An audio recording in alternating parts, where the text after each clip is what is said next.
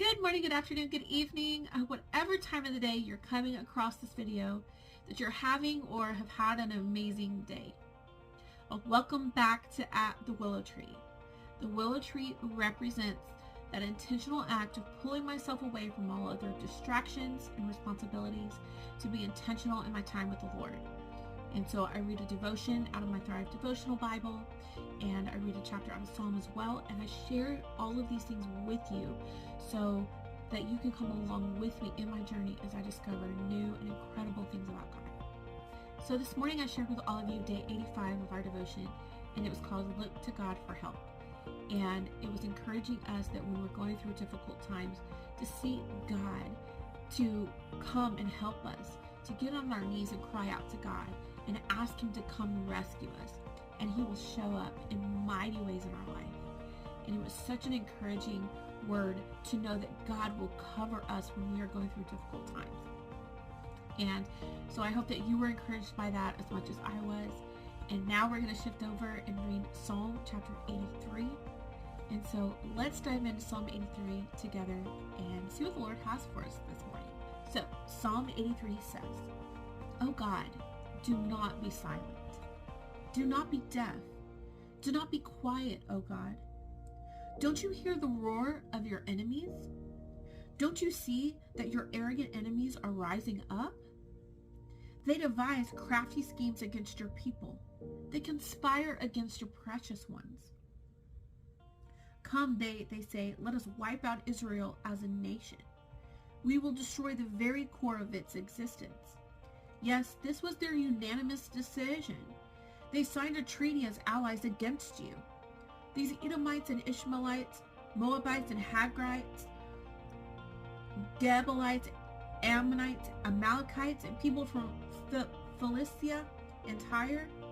Assyria has joined them too, and is allied with the descendants of Lot. Do to them as you did to the Midianites, and as you did to Sisera and Jabin at the Kishon River. They were destroyed at Endor, and their decaying corpses fertilized the soil. Let their mighty nobles die as Oreb and Zeb did. Let all their princes die like Zebah and Zalmunna.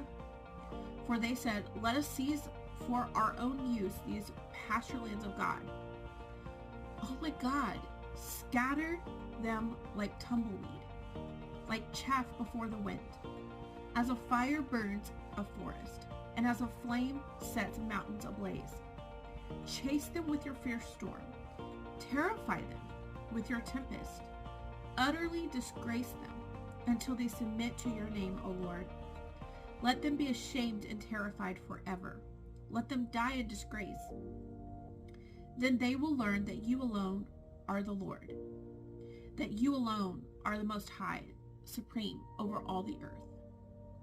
I'm not gonna lie, when I first read chapter 83, it was difficult on the front of it, of seeing how I can apply this to my life.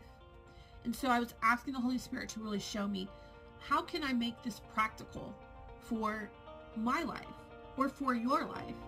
One of the things that He showed me is that this is so much more than just what Asaph was facing.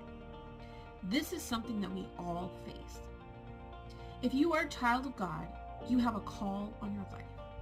Even if you're not a child of God, God is pursuing you, and He wants to adopt you as His child because you have a purpose for your life, and He wants to show you what that is, and He wants you to walk in what that is. And when we are children of God, and when we are walking in our purpose, there are going to be times when we are going to feel completely and utterly surrounded. Like everything is rising up against us to take us out and wear us out. But there is hope, because we know that if anything is trying to take us out, it's not people. Ephesians 6:12 tells us that we are not battling one another. We are in a spiritual battle. I'm not battling you. You're not battling me. We're not battling other human enemies. We are in a spiritual battle. And that spiritual battle is designed to take us out and take out our purpose. Because if we don't know what our purpose is, we will feel lost. And a lot of times our go-to reaction when we feel lost is to isolate ourselves. We feel hopeless. And then the enemy is more likely able to consume us and take away from us all that God had, just because he was able to wear us out. Are you going to allow him to continue to pull your purpose from you? Or are you going to stand up and fight? Fight for the purpose that God created within you. Are you going to stand up and call on the name of the Lord and call on your dad to come to your aid and help you so that you can be exactly who God created you to be? I want you to know that just as there are angelic armies that God assigns to you, there may be demonic soldiers assigned to you as well. But there's hope in that, because that angelic army is going to win time and time again. So you can rest. You don't have to exhaust yourself. All you need to do is call on the name of the Lord to show you what your purpose is. Just show up in those times of difficulty, in those times of battle, and he will do just that. And not only will he show up, but he will show up in a mighty way, and the victory he's going to get for your life. I hope this encourages you, and I hope you have a great day, and I'll see you guys back tomorrow at the Willow Tree. Bye.